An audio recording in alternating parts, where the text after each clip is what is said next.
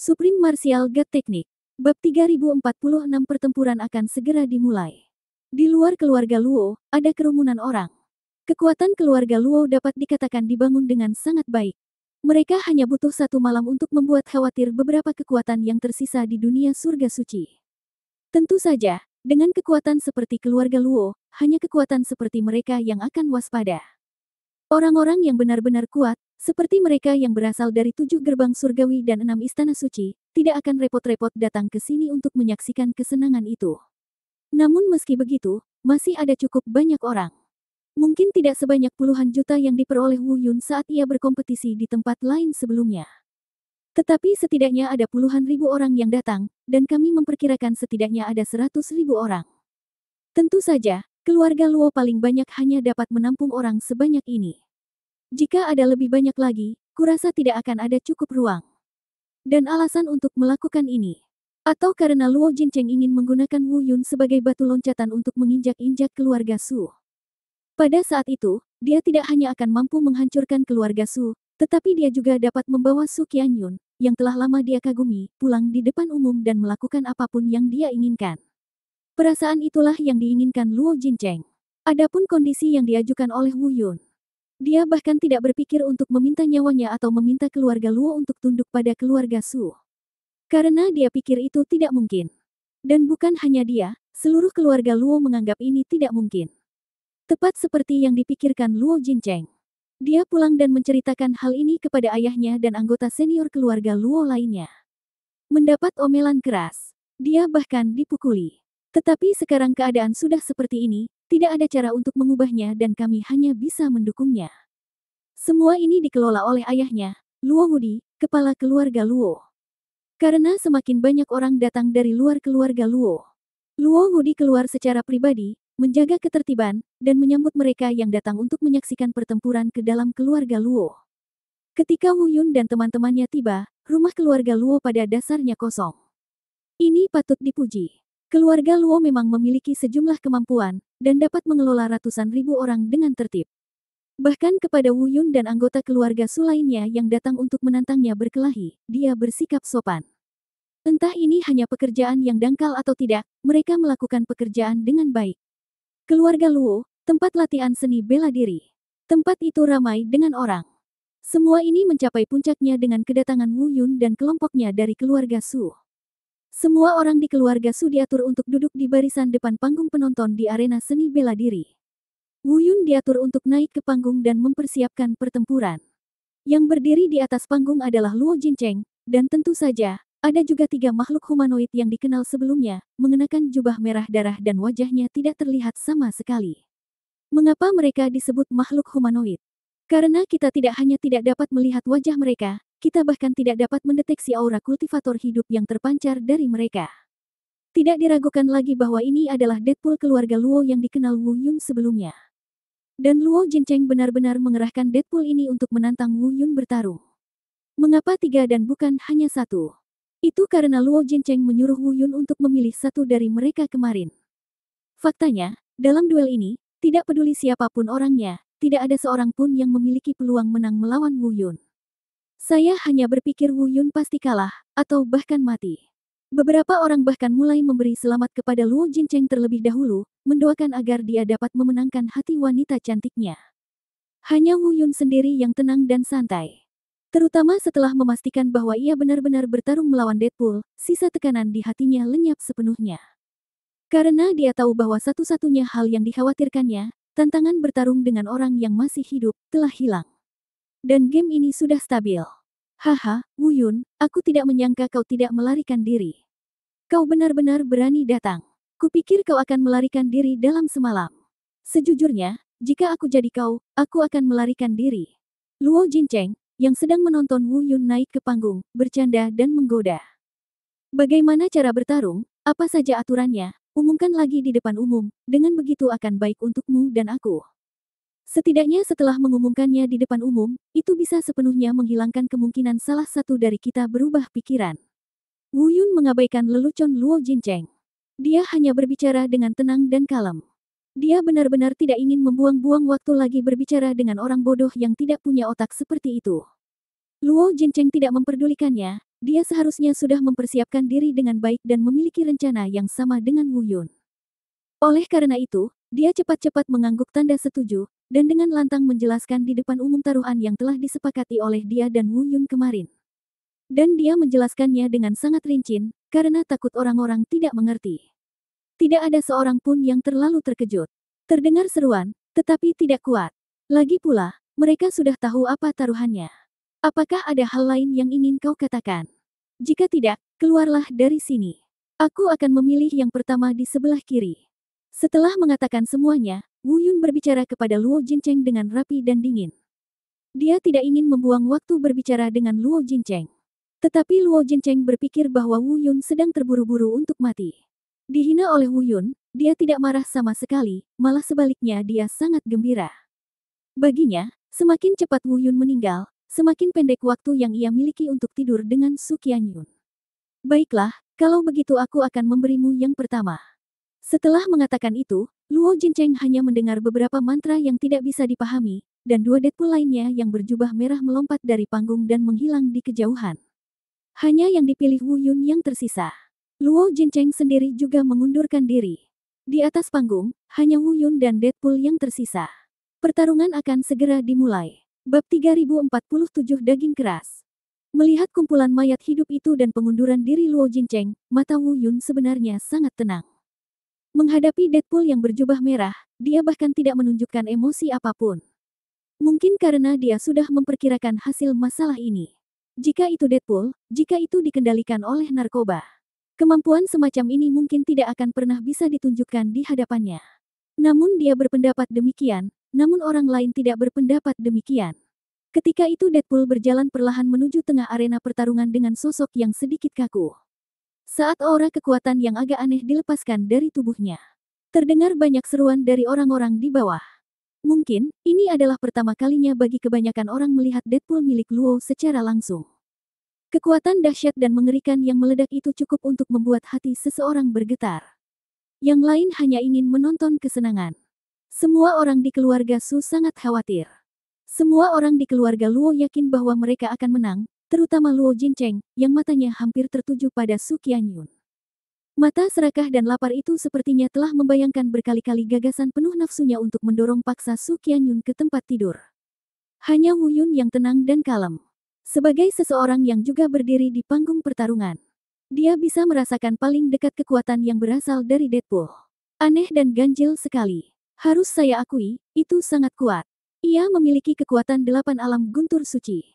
Namun, metode kultivasi dan aura kultivasinya benar-benar berbeda dari orang normal. Tidak ada seni bela diri, tidak ada guntur suci, dan tidak ada perasaan terhadap makhluk hidup. Yang ada hanya kekuatan tak bernyawa dan dahsyat yang menyelimuti sekelilingnya. Wu Yun bahkan samar-samar bisa merasakan kekuatan lain yang terpancar dari tubuh Deadpool selain kekuatan kematian. Kekuatan itu begitu bergetar sehingga seolah-olah segalanya dikendalikan olehnya.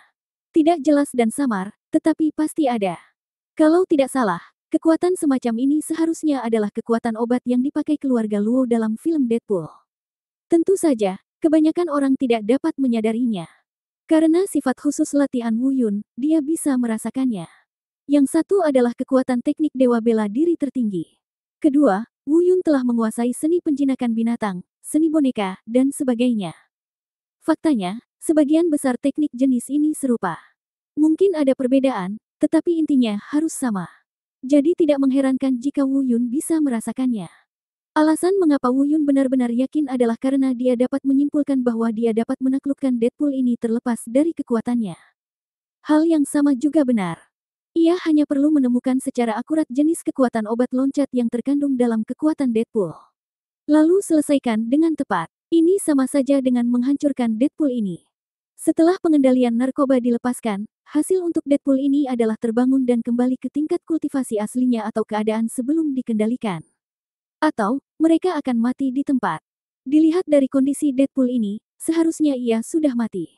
Oleh karena itu, selama kekuatan obat ini dilepaskan, ia akan mati seketika. Mulai. Suara serak datang dari arah keluarga Luo di bawah panggung. Karena bersembunyi di antara kerumunan, Wu Yun tidak dapat melihat dengan jelas. Dia hanya tahu bahwa suara itu berasal dari arah keluarga Luo, dari seorang lelaki tua berjubah berlumuran darah. Tetapi jika saya tidak salah, semua kejadian mematikan di keluarga Luo mungkin disebabkan oleh orang ini. Jika dia bisa mengendalikan mereka, dia akan bisa mengeluarkan kekuatan bertarung terkuat dari para Deadpool ini. Dengan suara itu ia mulai jatuh. Deadpool di panggung bergerak. Ia mengeluarkan suara gemuruh yang dalam dan rendah, seperti zombie yang telah tertidur selama 1000 tahun. Bentuk tubuhnya agak kaku, tetapi kecepatannya luar biasa cepat. Bahkan Wu Yun merasa sulit untuk memahami perasaan itu. Dengan ledakan keras, Wu Yun tanpa sadar memblokir serangan itu. Kemudian tubuhnya dipaksa mundur puluhan langkah. Ada rasa sakit yang tajam di lengan. Sial, secepat itu. Sepertinya kita tidak bisa menunda, kita harus menghilangkan obat pengendali di tubuhnya sesegera mungkin. Jika aku melawannya secara langsung, aku mungkin tidak akan bisa mengalahkannya. Kekuatan tubuh ini terasa lebih kuat daripada tubuh suci abadi milikku. Wu Yun berbisik dalam hati. Baru saja, dalam pertukaran gerakan pertama tanpa perhatiannya, dia jelas kalah. Meskipun dia belum siap dan belum sepenuhnya melepaskan kekuatan seni bela diri dan guntur suci. Namun tidak dapat dipungkiri bahwa kekuatan fisik Deadpool yang dahsyat sungguh mengerikan. Lalu, Deadpool mengeluarkan geraman yang dalam sekali. Saat berikutnya, tubuhnya menghilang lagi. Ini akan terjadi lagi. Wu Yun berbisik pada dirinya sendiri. Kali ini, dia sudah siap dan tentu saja tidak akan pasif seperti sebelumnya. Pada saat yang sama ketika Deadpool menghilang, ia juga melompat dan menghindar ke belakang. Kecepatannya sangat cepat, tidak memberi kesempatan bagi lawan untuk bernapas. Di udara, Wu Yun cepat-cepat melantunkan mantra. Dengan kekuatan mantra ini, seni dewa bela diri tertinggi berubah menjadi energi yang lembut, tidak agresif, tetapi sangat terarah, yang ditembakkan ke arah kepala Deadpool. Kebanyakan orang mungkin tidak memahami munculnya kekuatan ini. Mungkin mereka semua tidak tahu apa maksud Wu Yun. Namun, beberapa orang panik. Keluarga Luo, lelaki tua berjubah merah darah yang mengendalikan Deadpool, panik. Mungkin dia tidak tahu apa yang akan dilakukan Wu Yun. Tetapi firasatnya sangatlah buruk. Terutama ketika kekuatan itu langsung menyerang pikiran Deadpool, bukan kekuatan penyerang. Orang tua berjubah berlumuran darah itu benar-benar panik. Bab 3048 orang tua berjubah darah. Sialan, orang ini, dia juga tahu metode ini. Pria tua berjubah merah darah itu berseru diam-diam, dan kemudian mantra yang dia ucapkan menjadi lebih cepat. Dia ingin menggunakan ini untuk menyingkirkan invasi kekuatan Wu Yun. Namun tak lama kemudian, ia menyadari bahwa kekuatan Wu Yun jauh lebih kuat daripada kekuatannya sendiri, sehingga ia tidak punya cara untuk melarikan diri. Dan kekuatan itu menyerbu pikiran Deadpool. Ia sebenarnya mulai dengan cepat menyerang badan utama. Haha, aku tidak menyangka ternyata ada orang yang tahu cara ini. Tapi, kau terlalu banyak berpikir. Kau ingin merebutnya dariku. Aku memberinya obat dan aku mengendalikan orang itu. Dengan kekuatan luarmu, dasar bajingan kecil, jika kau ingin merebutnya dengan mudah, kau hanya bermimpi. Orang tua berjubah berlumuran darah itu segera memahami maksud Wu Yun. Meski panik, dia tidak takut. Tepat seperti yang dia katakan pada dirinya sendiri, semua ini disebabkan olehnya, jadi dialah pemilik sebenarnya, dan dia juga punya cara yang lebih baik, jadi dia tentu tidak akan membiarkan Wu Yun mengambilnya dengan mudah. Namun, idenya tampaknya salah. Dan dia akan segera menyadari bahwa ada penyimpangan besar dalam pemikirannya. Memang, jika Wu Yun benar-benar ingin merebut kendali Deadpool darinya, dia mungkin tidak dapat melakukannya. Namun Wu Yun tidak pernah ingin merebutnya. Ide Wu Yun adalah melarutkan obat pengendali di tubuh Deadpool. Ini jauh lebih mudah daripada merampas kepemilikan. Dan ketika lelaki tua berjubah berlumuran darah itu melangkah selangkah demi selangkah, menyaksikan Deadpool semakin tak terkendali.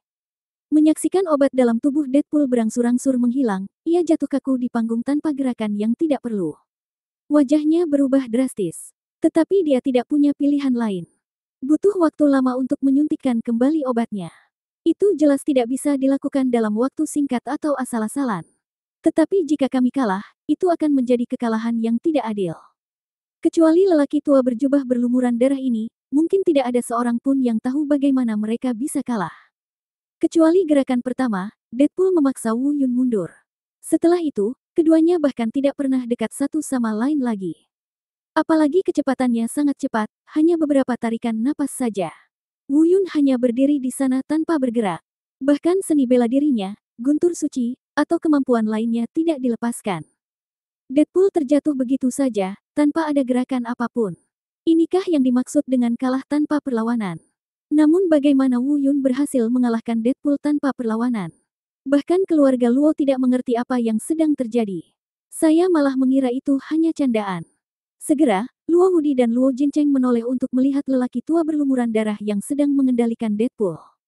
Orang tua berjubah berlumuran darah itu juga memiliki ekspresi yang sangat jelek di wajahnya. Dia memberikan penjelasan singkat, tetapi tidak membuatnya jelas. Artinya obatnya sudah mulai bekerja dan Deadpool tidak lagi terkendali. Tidak ada rincian yang diberikan, dan tidak seorang pun tahu bagaimana obat itu diubah atau mengapa itu terjadi. Bahkan keluarga Luo pun seperti ini. Bisa dibayangkan bahwa orang lain, bahkan orang-orang dari keluarga Su, mungkin akan merasa lebih sulit untuk memahaminya. Sepasang mata menatap Wu Yun dengan takjub, lama sekali tidak dapat mengucapkan sepatah kata pun. Sampai Wu Yun di panggung pertarungan berbalik dan menghadap semua orang dan berkata dengan ringan. Semuanya, maafkan aku menang. Tuan Luo Jincheng, dan semua orang di keluarga Luo, bukankah kalian seharusnya memenuhi janji kalian? Sampai beberapa kata ini keluar dari mulut Wu Yun. Semua orang tiba-tiba terbangun dari keterkejutannya. Mereka bereaksi secara tiba-tiba. Benar, ada pertaruhan dalam pertempuran ini. Tidak hanya Luo Jincheng yang memilikinya, tetapi Wu Yun juga memilikinya. Sebelumnya, karena semua orang mengira Luo Jincheng akan menang, tidak ada yang terlalu memperhatikan taruhan Wu Yun. Pada saat ini, mereka tiba-tiba bereaksi. Taruhan Wu Yun bahkan lebih mengerikan daripada taruhan Luo Jincheng. Yang pertama adalah dia dapat melakukan apapun yang dia inginkan terhadap Luo Jincheng, termasuk membunuhnya. Yang kedua, keluarga Luo harus menulis kontrak dengan keluarga Su, selamanya menghormati keluarga itu sebagai saudara mereka. Kedua taruhan ini dapat dikatakan telah sepenuhnya memutus rute pelarian keluarga Luo. Tidak semua orang bereaksi. Pada saat inilah semua orang di keluarga Luo tiba-tiba bereaksi. Mereka mungkin masih tidak mengerti mengapa Deadpool tiba-tiba kehilangan kendali dan dikalahkan secara tidak dapat dijelaskan. Namun pada kenyataannya, mereka kalah. Jika Anda kalah, tidak akan ada alasan dan Anda harus memenuhi taruhan yang dibuat sebelum pertarungan. Tidak peduli apapun jenis taruhannya, itu sama sekali tidak dapat diterima oleh keluarga Luo. Pada saat ini, wajah Luo Jincheng telah berubah pucat pasi, dan dia berdiri di sana dengan gemetar, seolah-olah dia akan jatuh kapan saja. Saya tidak akan berbicara tentang eksekutif senior lainnya. Ayah Luo Jincheng, Luo Hudi, kepala keluarga Luo, memiliki ekspresi yang lebih menarik di wajahnya daripada Luo Jincheng saat ini. Belum lagi apakah dia bisa menyelamatkan putranya, masa depan seluruh keluarga Luo akan hancur. Bagaimana mungkin dia tidak panik? Dengan sekejap, hanya suara renyah yang terdengar. Luo Hudi menamparkan wajah Luo Jincheng yang sudah gemetar ketakutan dengan keras. Dia menjatuhkan Luo Jincheng ke tanah. Kehilangan seorang putra tentu menyakitkan. Tetapi dibandingkan dengan kehormatan dan aib seluruh keluarga, kehidupan pribadi dan kematian tidak lagi sepenting itu. Melihat putranya Luo Jincheng terjatuh ke tanah dengan darah di seluruh wajahnya setelah ditampar olehnya, dia tidak merasa kasihan sama sekali. Pada saat ini, pikirannya penuh dengan pemikiran tentang bagaimana menyelamatkan keluarga Luo. Dan tepat saat tidak ada yang dapat dilakukan. Tiba-tiba, lelaki tua berjubah merah darah yang mengendalikan Deadpool mendekat ke telinga Luo Hudi dan menggumamkan sesuatu. Ekspresi Naro Hudi langsung terlihat jauh lebih baik. Kemudian, seolah-olah dia telah meraih sedotan penyelamat, dia tiba-tiba berbalik, menatap Wu Yun di atas panggung, dan berbicara dengan suara yang dalam sambil menggertakkan giginya. Bab 3049 kita mempertaruhkan hidup kita. Awah, pertarungan ini tidak masuk hitungan. Pada saat ini, Luo Hudi tiba-tiba mengatakan ini. Kalimat ini membuat semua orang yang hadir tercengang. Tidak apa-apa jika tidak tahu malu. Tapi kamu tidak bisa bersikap tidak tahu malu seperti itu. Tidak peduli apapun alasan perkelahiannya. Tidak peduli bagaimana pertempuran barusan terjadi. Tapi kemenangan adalah kemenangan. Bagaimana mungkin tidak masuk hitungan? Orang macam apa dia yang berani mengatakan hal seperti itu di muka umum? Dari keluarga Su, terdengar suara makian. Luo Hudi, jika kamu tidak mampu untuk bermain, jangan bermain. Putramulah yang datang ke keluarga suku untuk memprovokasi kami, putramulah yang mengambil inisiatif untuk menantang kami, dan putramulah yang membuat taruhan. Apa, sekarang setelah kamu kalah, kamu tidak mampu untuk bermain lagi? Ada begitu banyak orang di sini, begitu banyak kekuatan, begitu banyak pasang mata tajam yang mengawasi. Mengapa, keluarga Luomu masih ingin menyerah dan tidak mengakui kesalahanmu? Bersikaplah rendah hati, Serahkan putramu dan biarkan kami yang mengurusnya, lalu akui keluarga suku sebagai bos, lalu lupakan masalah ini. Yang berbicara adalah Su Jing. Pada saat ini, satu-satunya yang berani berbicara seperti ini adalah Su Jing. Di atas panggung, Wu Yun tidak berbicara. Dia menatap Luo Wudi dengan tenang, dan ingin melihat trik apa yang sedang dilakukan Luo Wudi. Perkataan Su Jing memang memiliki efek ejekan yang cukup besar terhadap Luo Wudi. Ekspresinya tiba-tiba berubah jelek. Saya sangat cemas, tetapi tidak tahu harus berkata apa. Tak lama kemudian, dia berbalik dan mengucapkan beberapa patah kata kepada lelaki tua berjubah merah darah di sampingnya.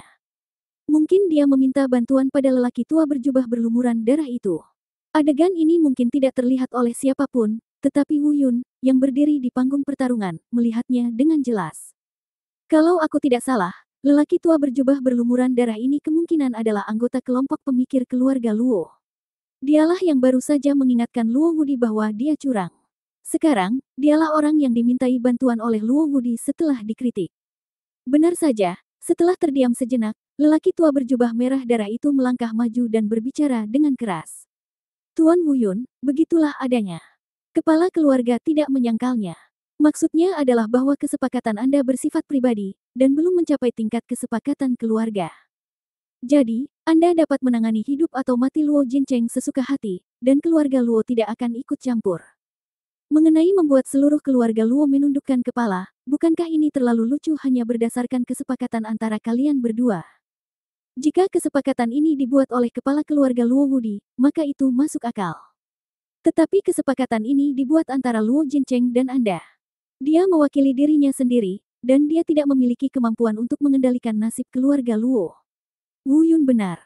Pria tua berjubah merah darah ini memang merupakan wadah pemikir keluarga Luo. Kata-katanya jauh lebih canggih daripada kata-kata Luo Wudi. Meskipun itu tetap saja curang.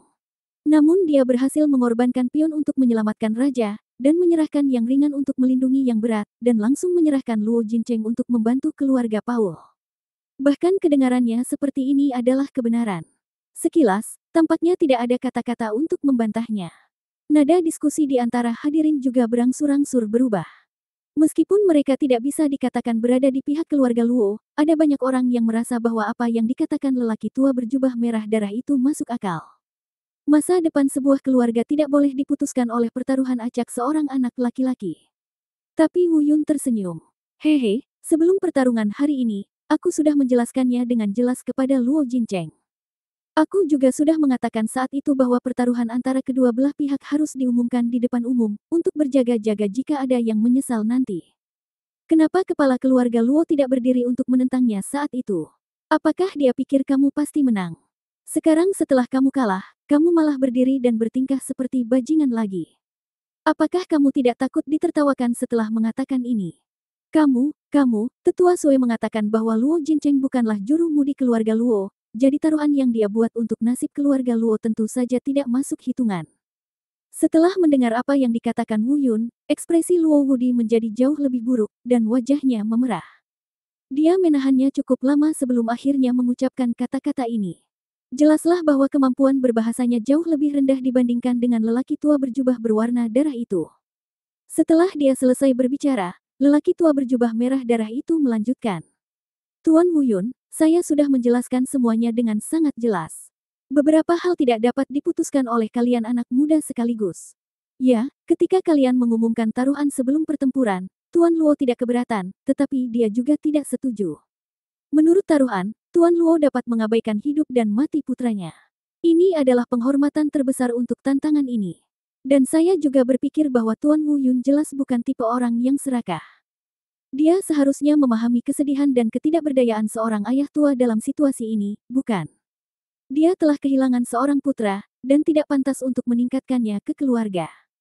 Setelah berbicara, lelaki tua berlumuran darah itu menendang Luo Jincheng, yang meringkuk di tanah, dan menendangnya ke panggung pertempuran. Begitu kata-kata ini diucapkan, opini publik sekali lagi condong ke arah keluarga Luo. Kemampuan lelaki tua berlumuran darah itu untuk berdebat memang cukup bagus. Apa yang diucapkannya saat ini bukan lagi sekedar taruhan. Dia sudah mulai berbicara tentang prinsip dan etika di luar perjudian. Pernyataan semacam ini sangatlah mudah untuk mengarahkan opini publik. Meskipun Wu Yun memiliki kata-kata lain untuk membantah, pada saat ini Wu Yun tiba-tiba memiliki ide lain. Dilihat dari kepribadian Luo Wudi dan lelaki tua berjubah merah darah, bahkan jika mereka tunduk pada keluarga Su dan bersumpah darah, mereka mungkin akan menemukan cara untuk memberontak terhadap keluarga Su di masa depan. Mempertahankan kedua orang ini tentu saja akan menjadi bom waktu. Apakah ada cara untuk menyingkirkan kedua orang ini secara langsung, sehingga keluarga Su dapat menerima keluarga Luo secara lebih menyeluruh? Memikirkan hal ini, pikiran Wu Yun berubah dan dia bertanya. Karena senior tua itu berkata demikian, biarlah aku, Wu Yun, mengatakan sesuatu. Putraku sudah mati, apakah aku ingin membalas dendam? Karena kau ingin membalas dendam, maka kau harus mencari cara untuk membunuhku. Bagaimana dengan ini, selama masih dalam aturan duel, Luo Wudi, aku akan bertaruh denganmu, atau tidak apa-apa untuk bertaruh denganmu. Wu Yun mengucapkan kalimat terakhir sambil menatap lelaki tua berjubah berlumuran darah itu. Mari kita pertaruhkan nyawa kita. Bab 3050 semua orang di keluarga Su jatuh ke tanah. Setelah mendengar apa yang dikatakan Wu Yun, emosi semua orang sekali lagi terangsang oleh Wu Yun. Wu Yun punya pertimbangannya sendiri. Namun bagi yang lain, kata-kata ini terdengar seperti Wu Yun mengakui kekalahan dan menundukkan kepalanya. Bahkan ekspresi Su Jing dan Su Qianyun berubah drastis dalam sekejap. Mereka mengira Wu Yun tidak bisa berkata apa-apa lagi karena teguran lelaki tua berjubah berlumuran darah itu dan menjadi sangat cemas. Meskipun Wu Yun tampil di luar imajinasi dalam pertempuran sebelumnya dan memperoleh kemenangan yang tidak mereka duga. Namun, sekarang Wu Yun tampaknya telah jatuh ke dalam perangkap dan benar-benar mengambil inisiatif untuk menantang Luo Wudi dan bahkan lelaki tua misterius dan aneh berjubah merah darah. Keduanya bahkan ingin bergegas ke atas panggung secepatnya dan menarik Wu Yun. Namun, Wu Yun sudah berbicara. Kesepakatan sudah dibuat, dan tidak ada waktu bagi Su Jing dan Su Qianyun untuk naik ke panggung untuk menghalangi mereka. Kemudian, Luo Wudi dan lelaki tua berjubah berlumuran darah berbicara pada saat yang sama, menyetujui tantangan Wu Yun. Mendengar suara persetujuan itu, Su Jing dan Su Qianyun keduanya menjadi pucat. Keputusasaan karena berpikir Wu Yun ditakdirkan mati muncul lagi. Hal tersebut telah disetujui oleh kedua belah pihak dan tidak dapat diubah. Tetapi Su Jing benar-benar marah, jadi dia terbang ke atas panggung, mendatangi Wu Yun, menunjuk Luo Wudi dan mulai mengumpat. Luo Wudi, apakah kamu masih punya harga diri? Tidak, aku tidak setuju dengan tantangan ini. Keluarga Luomu harus mematuhi perjanjian dan tunduk pada keluarga suku. Tidak ada permintaan lain.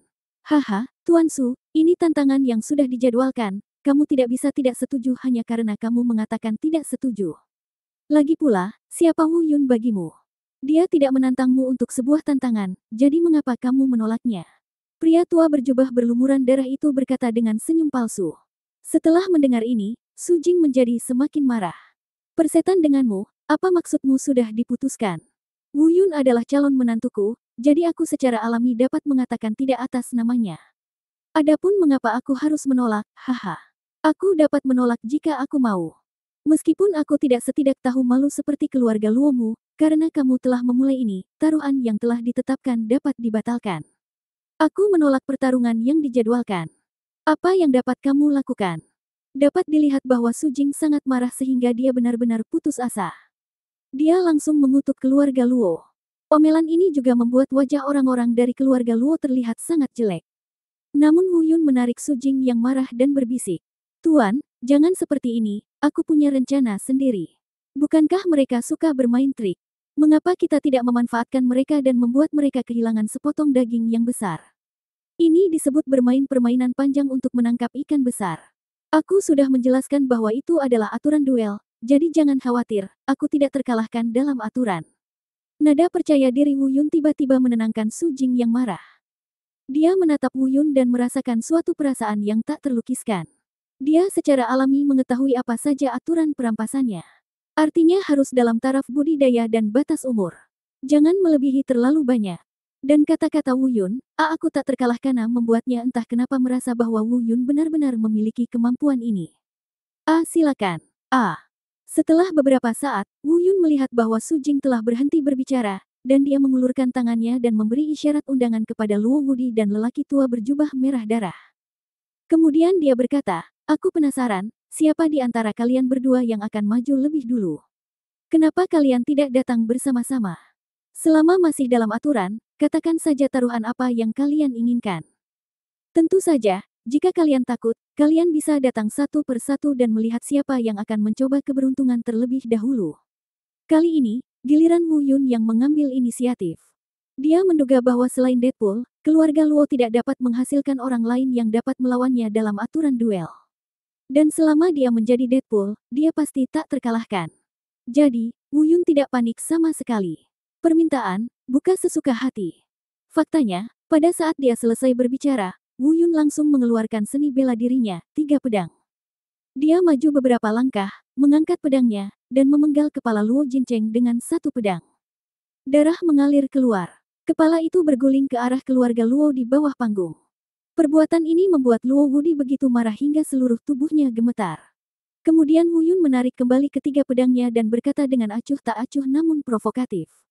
Ini adalah kemenangan kita dalam duel tadi. Aku bisa melakukan apapun yang aku mau dengannya. Haha, kurasa Master Luo tidak keberatan, kan? Ini adalah rencana Wu Yun. Dia harus melakukan ini sendiri untuk memancing kemarahan Luo Wudi yang tak berkesudahan. Biarkan dia memakan umpannya. Hal itu membuatnya merasakan hasrat membunuh yang tak berujung terhadap dirinya sendiri. Dengan cara ini, rencana Wu Yun dapat terwujud dengan lebih baik. Baiklah, aku akan bertaruh denganmu. Aku akan membunuhmu. Aku ingin kau mati, aku ingin kau mati. Benar saja, melihat putranya mati di depan matanya sendiri, dia hanya bisa menonton dan tidak bisa membalas dendam. Luo Wudi hampir gila. Dia meraung, memamerkan giginya, dan bahkan ketika dia berbicara, dia telah kehilangan sebagian besar kewarasannya. Untungnya, lelaki tua berjubah merah darah di sampingnya masih berpikiran jernih. Tetapi bahkan dia pun menjadi terangsang oleh perilaku provokatif Wu Yun, yang telah memenuhi dirinya dengan kemarahan tak berujung dan hasrat membunuh. Dia menarik Luo Wudi yang hampir murka ke sampingnya, menatap Wu Yun dengan tajam, dan berkata dengan suara yang dalam. Baiklah, Wu Yun, kau yang mengatakan ini. Aku akan bertaruh denganmu. Jangan bilang kami memanfaatkanmu. Kali ini, mari kita perjelas taruhannya di depan semua orang. Tidak seorang pun boleh mengingkari janjinya saat waktunya tiba. Siapapun yang mengingkari janjinya akan disambar petir dan mati mengenaskan. Baiklah. Wu Yun mengangguk dengan tenang. Itulah efek yang diinginkannya. Jika kau menang, kau bisa menghadapi hidupku dan hidup Patriark Luo sesuka hatimu. Kami tidak akan pernah melawan dan tidak akan menyesalinya. Dan jika kami menang, haha, kau tidak hanya akan mati, tapi aku juga akan mengubur seluruh keluarga Su bersama Jin Cheng. Aku ingin semua orang di keluarga Su kehilangan kepala mereka. Suara lelaki tua berjubah berlumuran darah itu tampaknya mampu memakan Wu Yun hidup-hidup.